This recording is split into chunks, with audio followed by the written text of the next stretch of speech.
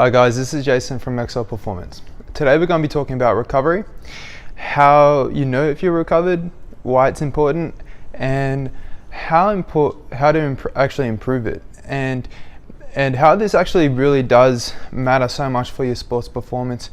Now, how you know if you are actually recovering in the first place. So I think some of the best case telltale signs I've actually ever seen is if you are waking up early in the morning, if you wake up in the morning, and you are, tired and you want to get out of bed, that's probably a pretty good sign that you maybe didn't get enough sleep to recover from what you've been doing in the last couple of days. Or you might not have eaten as well. I usually put that down to sleep though. So if you wake up in the morning, you should be feeling, you could sort of rate yourself and give yourself like a rating out of 10. And usually if you wake up in the morning, you feel like about 7 out of 10. That's pretty good. An 8 or a 9 or a 10 is awesome. Like you're doing really well. You're probably sleeping enough, eating enough, and all that sort of stuff. So that's a really, really good way to sort of grade yourself. And if you're not, just getting a little bit more sleep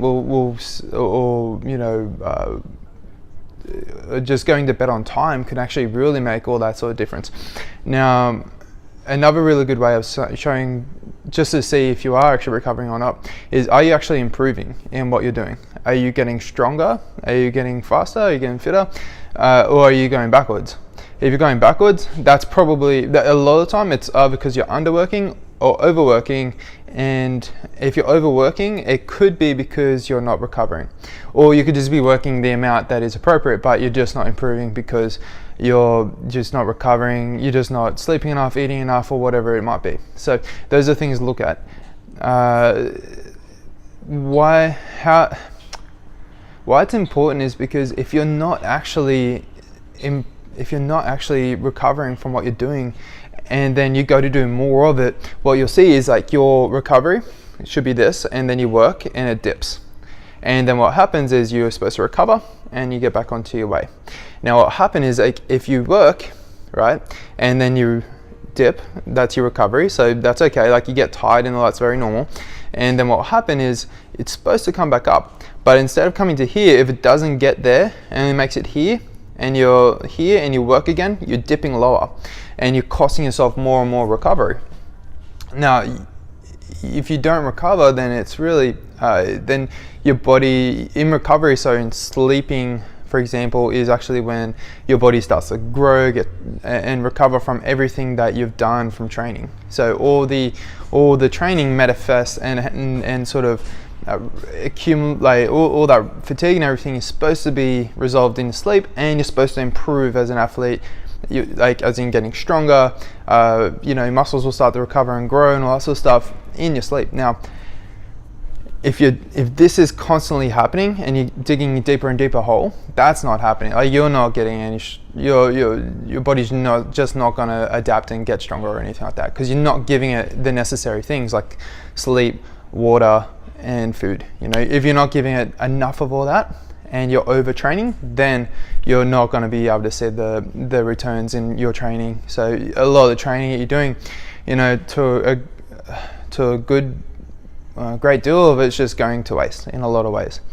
Now, how to actually improve that is, one, make sure you go to bed 8 hours. Of course, more is arguably better, but say if you are an awesome 6-hour sleeper and you feel awesome and great after 6 hours, that's awesome. Just make sure you get that, because if that's all your body needs, that's awesome. But for the majority of us, you'll find that's usually around 8 hours. Some people like a little bit more, and that's fine, but you've got to be really consistent with that. Now, the other thing we really want to talk about is food. So getting enough protein in, for example, that's just going to help your muscles recover from the training that you've done.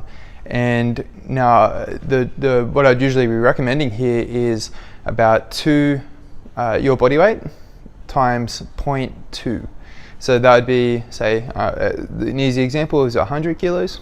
So if you're 100 kilos in body weight, you want to be timesing that by 0.2, so that means 200 grams in protein. So to eat that, you just need 200 grams of protein. You can kind of work that out how that is. And it's actually surprisingly hard. But once you've gotten a rhythm of eating enough protein, it's actually quite easy. Eating enough carbohydrates before training to get you going. Usually in most sports, I'm just generalizing. Most sports is kind of like carbohydrates before. It's usually good, and then get enough protein, fats, and carbs after your training to recover. Now, the other thing is water. I think water is something that's kind of lacking a bit. Now, you could really, if you're not getting enough water, you'll find that, you don't recover that well either. So, for water, you're looking at 2 point, so about, I forgot what the exact measurements are, but it's something like, if you are weighing about 100 kilos, you need around 3